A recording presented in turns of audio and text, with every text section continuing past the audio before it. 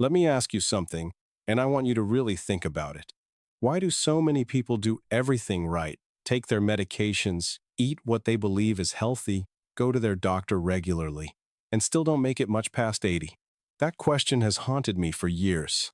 Because I've sat across from too many families, good families, loving families, who all said the same thing. We thought we had more time. Now here's the part most people don't realize. It's usually not some dramatic disease that suddenly appears out of nowhere. It's not bad luck, and it's not just genetics. The real problem? It's a handful of small, quiet, everyday habits. The kind that feel harmless. The kind nobody warns you about. The kind you might be doing right now without even knowing it. And here's where it gets serious. These habits don't just affect how you feel. They slowly chip away at your energy, your strength, your independence, until one day, something small happens, and everything changes. A simple fall, a moment of confusion, a sudden weakness you can't explain, and that's when the spiral begins. I've seen it too many times. In fact, I want to tell you about someone I'll never forget. Her name was Eleanor. Sharp, independent, strong, a retired school principal, the kind of woman who had her life completely together. If you met her, you'd think, she's doing everything right. And that's exactly what she believed too. But one afternoon, something small happened. She slipped in her kitchen. Not a major fall. No broken bones. Just a bruise. Something most people would shrug off. But what happened after that is what nearly cost her everything. Because that one moment exposed something much deeper. Something hidden. Something dangerous. And chances are, it might be affecting you or someone you love right now. Here's why this matters. What I'm about to share with you today is not theory. This is what I've seen over decades of working with patients. Real people, real lives, real consequences. We're going to walk through 5 silent mistakes. Each one more common than you think. Each one more dangerous than it looks. But more importantly, I'm going to show you exactly how to fix them. Simple steps. No complicated routines. No expensive programs. Just practical changes that can literally add years to your life and life to your years. But I need you to stay with me, because the third mistake, almost everyone over 65 is making it. And the fifth one is so dangerous, it can actually train your brain to decline faster. Most people never see it coming, and by the time they do, it's too late. So before we go any further, I want you to pause for a second. Have you ever noticed small changes? Maybe less energy than before. Maybe feeling a little more unsteady. Maybe forgetting things more often. Or maybe you've seen this happening to someone you love. If that's you, you're not alone. And more importantly, you're not powerless. Because once you see what's really happening, you can change it. Starting today. Now, let's begin with the first mistake. And I need you to pay very close attention to this one, because it's hiding in plain sight, right inside your own home. Mistake number 1 is something I call the medication multiplication trap. And what I'm about to explain might completely change the way you look at your prescriptions forever. Let me say something that might surprise you. Sometimes, the very thing that's supposed to help you is quietly hurting you, and most people never see it coming. Now picture this for a moment. Open your bathroom cabinet, or maybe your kitchen drawer. What do you see? A few bottles? Or something that looks more like a small pharmacy?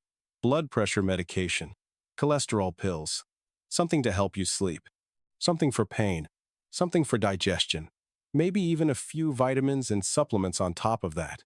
Individually, each one makes sense. Each one was prescribed for a reason. Each one came from a professional you trust. But here's where it gets dangerous.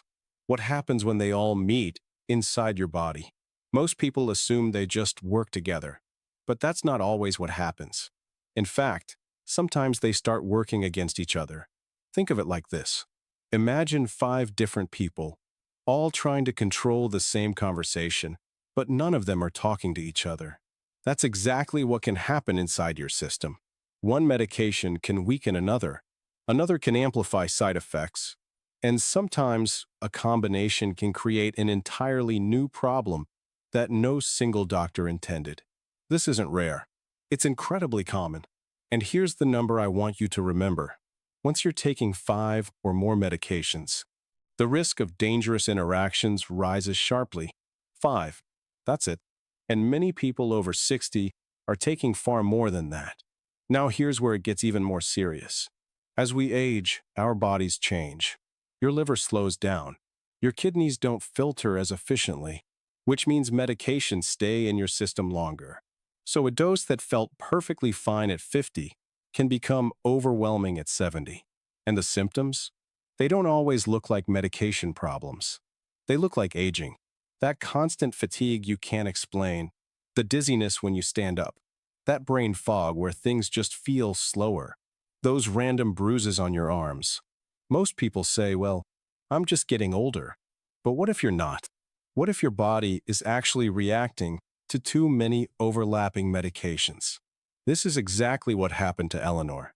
At first, it was just a little tiredness, then more fatigue, then bruising, then that feeling that something just wasn't right.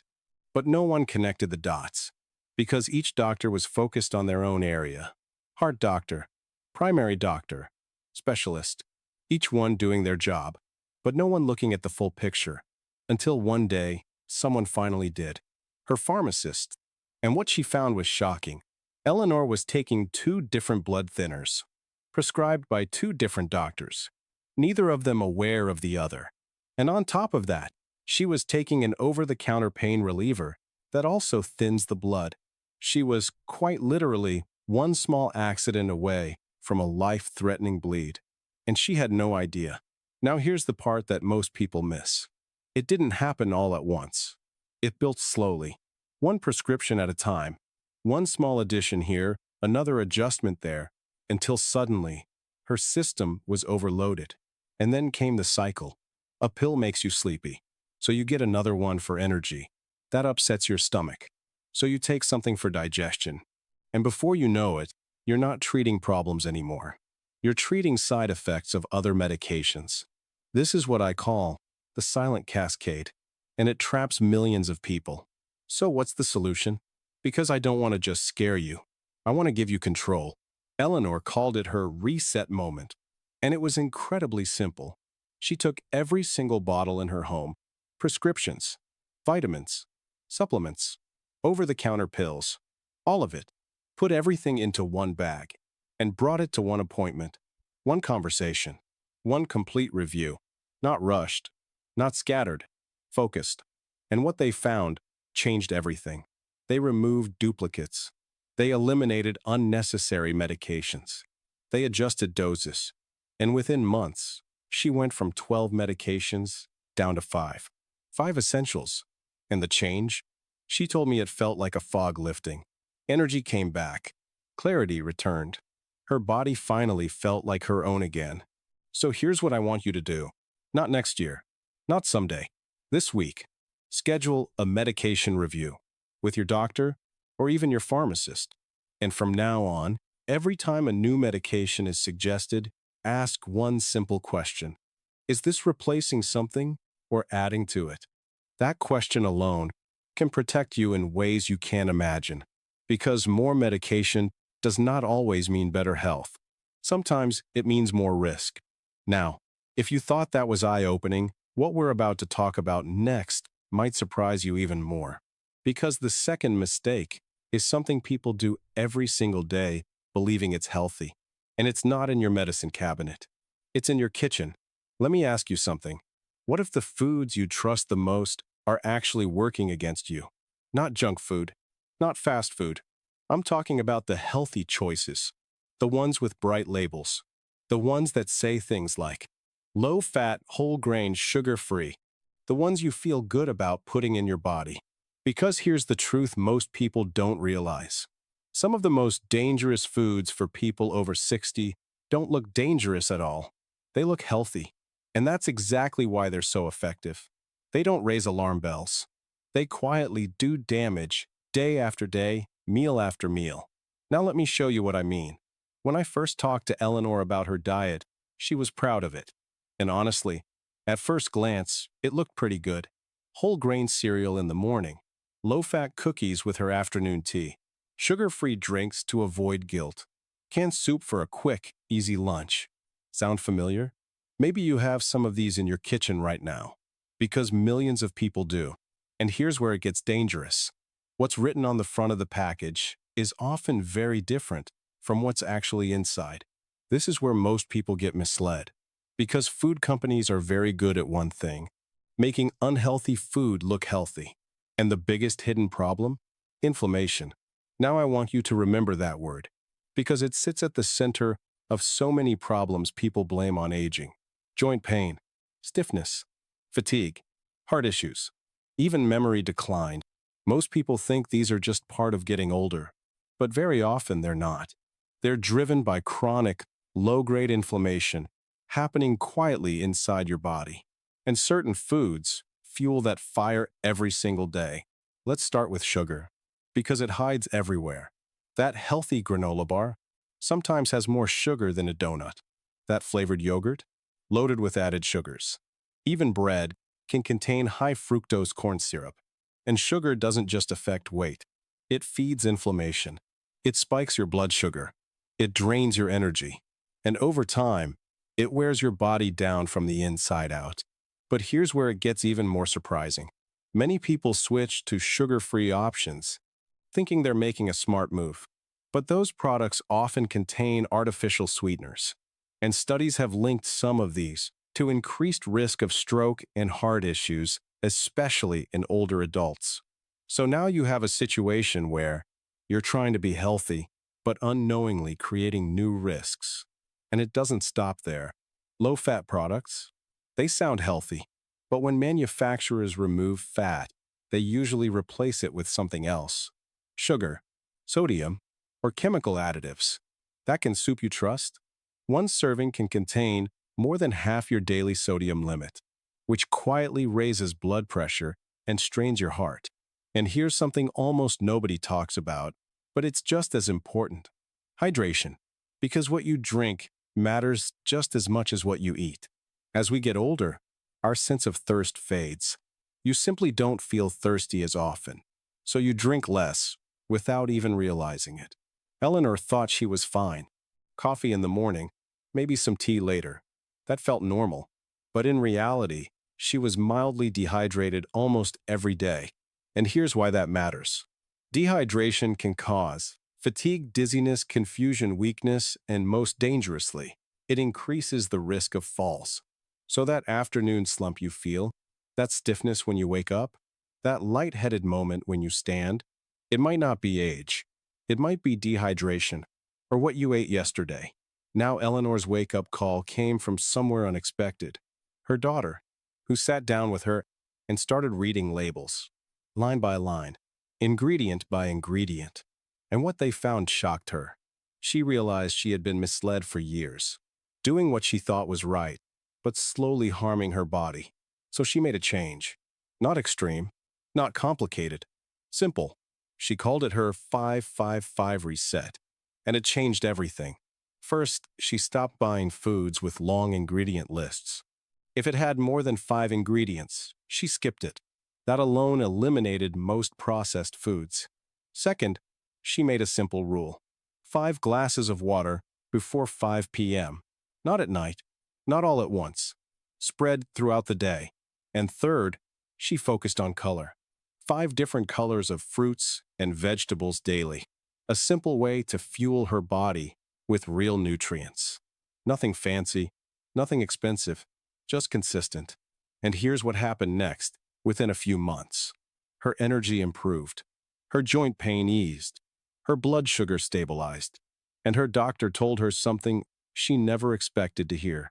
She was no longer pre-diabetic. Let that sink in.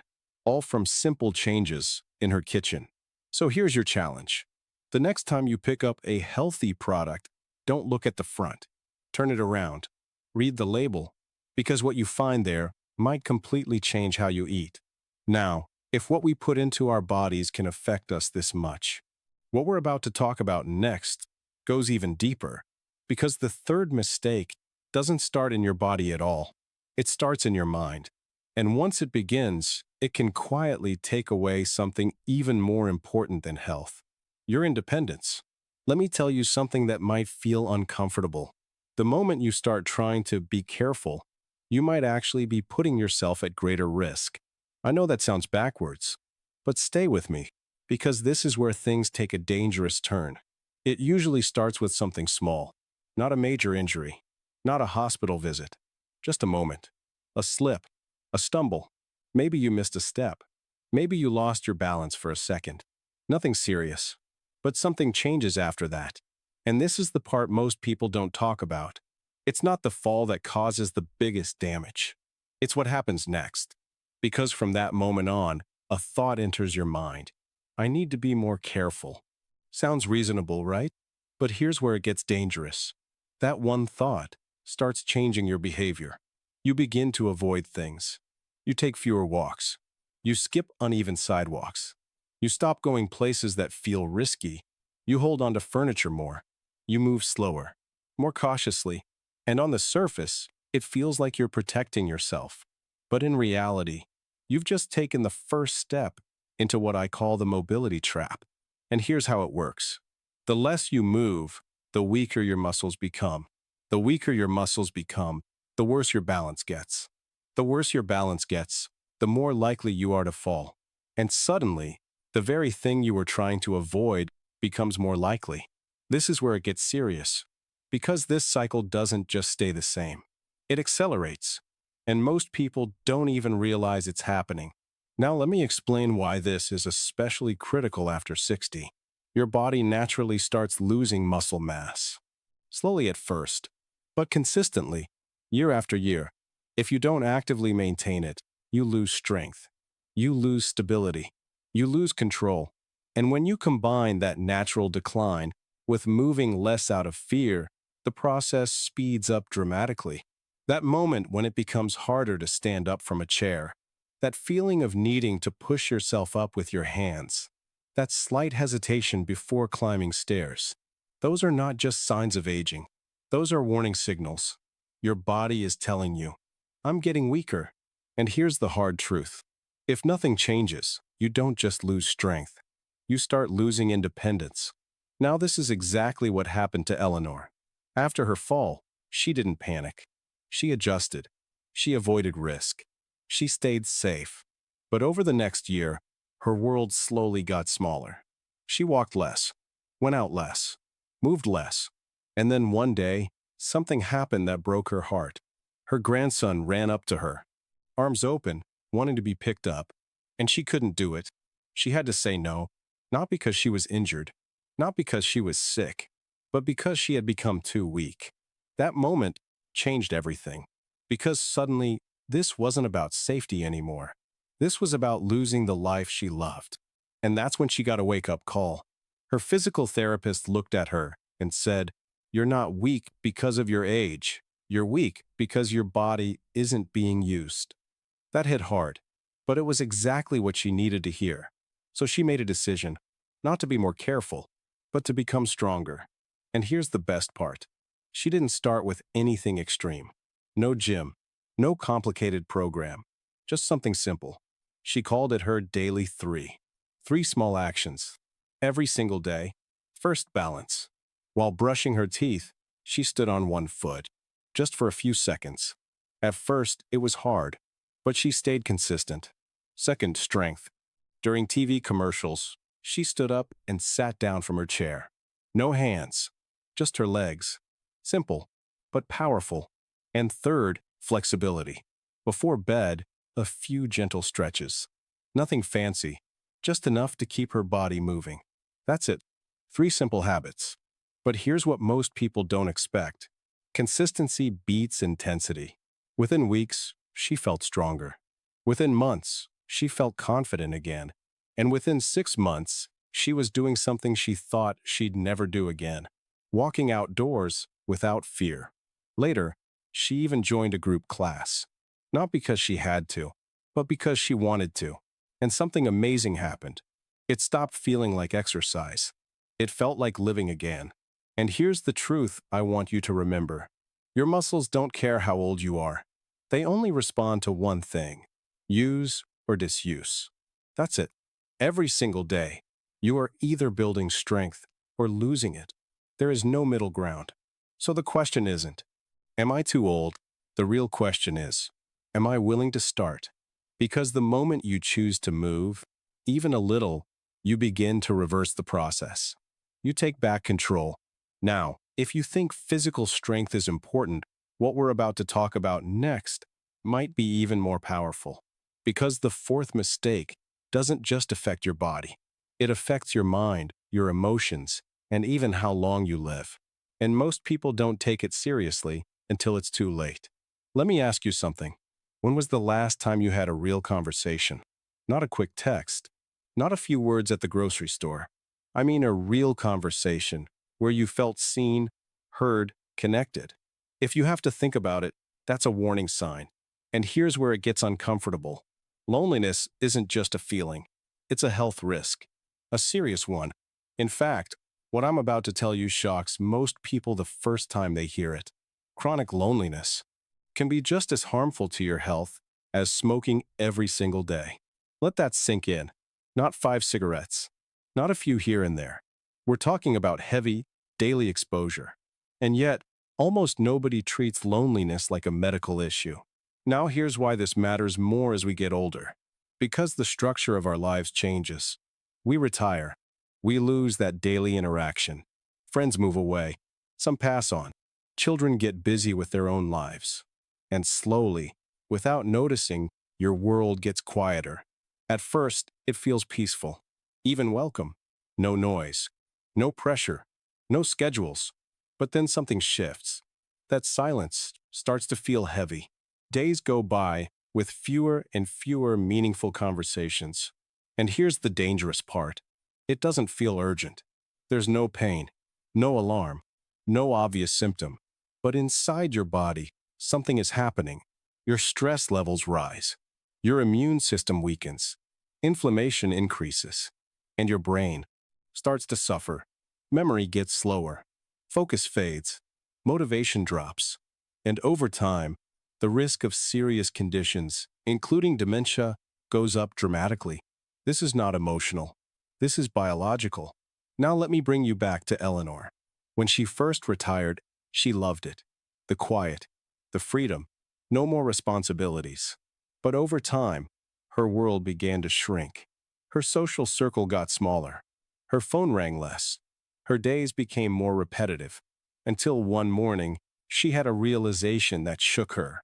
She noticed she was talking more to her dog than to other people. And then she said something that stayed with me. She told her daughter, "I feel like I'm disappearing." Think about that. Not sick, not injured, disappearing. That's the real danger of isolation. It slowly takes away your sense of presence, your sense of importance, your sense of being part of the world. And when your brain stops receiving meaningful interaction, it begins to shut down pathways. Because connection is not optional, it's essential. Now here's the good news. Fixing this doesn't require a huge social circle. You don't need dozens of friends. You don't need a busy schedule. You just need consistent connection. And Eleanor discovered this in the simplest way. She started small. Instead of just waving to neighbors, she stopped and talked. A few minutes. Nothing complicated. But those moments grew. She began volunteering. Just a couple hours a week. Not for the work, but for the interaction. And then came her breakthrough. She invited 2 people over. Just 2. For a casual get-together. No pressure. No big plan. Just connection. That small step turned into something much bigger. Week by week, more people joined. Conversations grew. Laughter returned. And suddenly, her life wasn't quiet anymore. It was alive. And here's what changed. Her mood improved. Her energy came back. Her memory sharpened. Even her physical health started to improve. Because connection heals. Not metaphorically, literally. So here's your action step. Simple, but powerful. Call one person, not text. Call someone you haven't spoken to in a while. And just say, "I was thinking about you." That's it.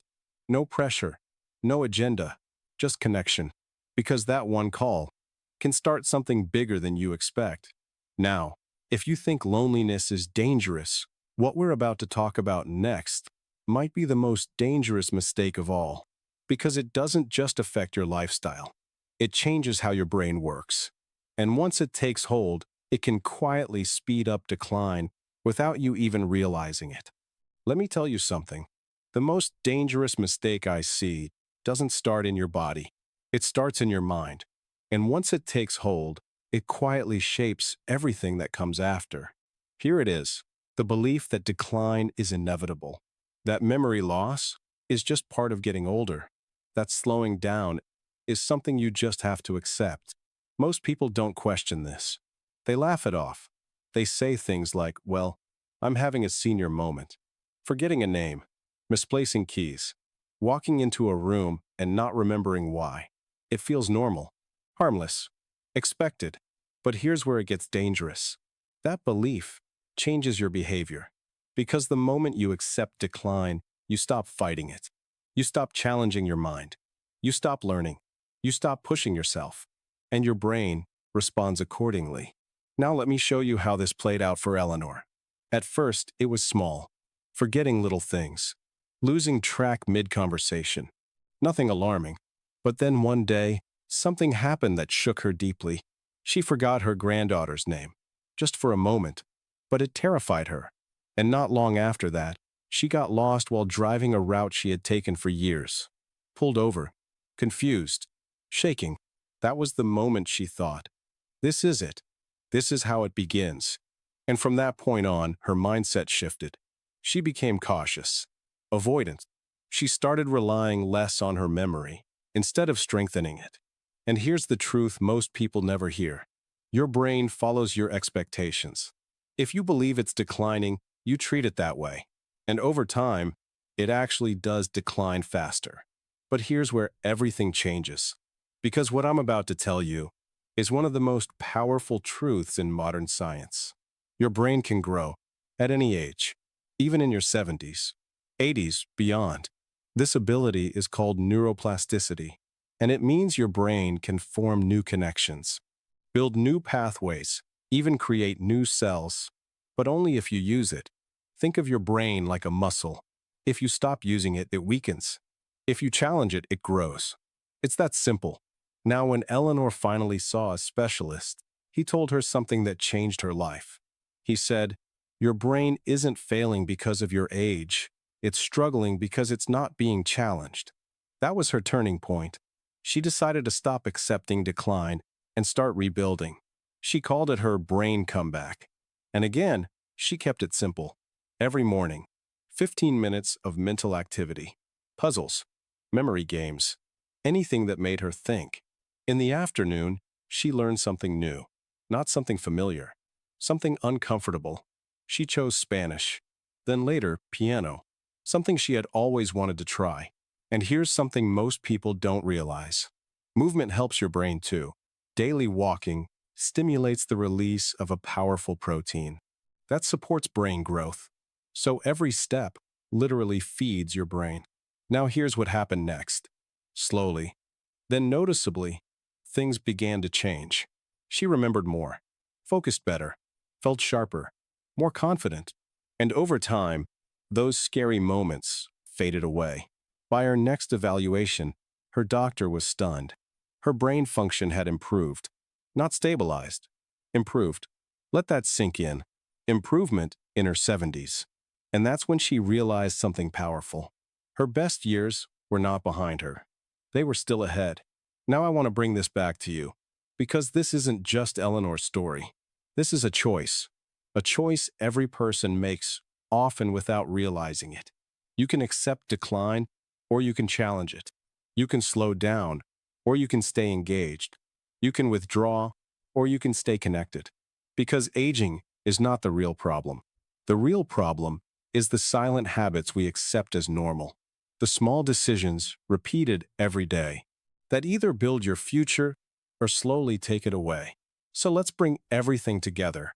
We've talked about 5 hidden mistakes, too many medications without coordination, healthy foods that quietly fuel inflammation, moving less out of fear, losing connection with others, and believing your brain is destined to decline. Each one seems small, but together, they shape your entire future. Now here's the most important question. What are you going to do next? Not tomorrow, not next year, today. Maybe it's reviewing your medications. Maybe it's reading a food label. Maybe it's taking a short walk. Maybe it's calling someone. Or maybe it's challenging your brain again. It doesn't have to be big. It just has to start. Because the difference between decline and vitality is built in small daily choices. And here's the truth I've learned after all these years. The people who live the longest and the strongest are not the luckiest. They're the most intentional.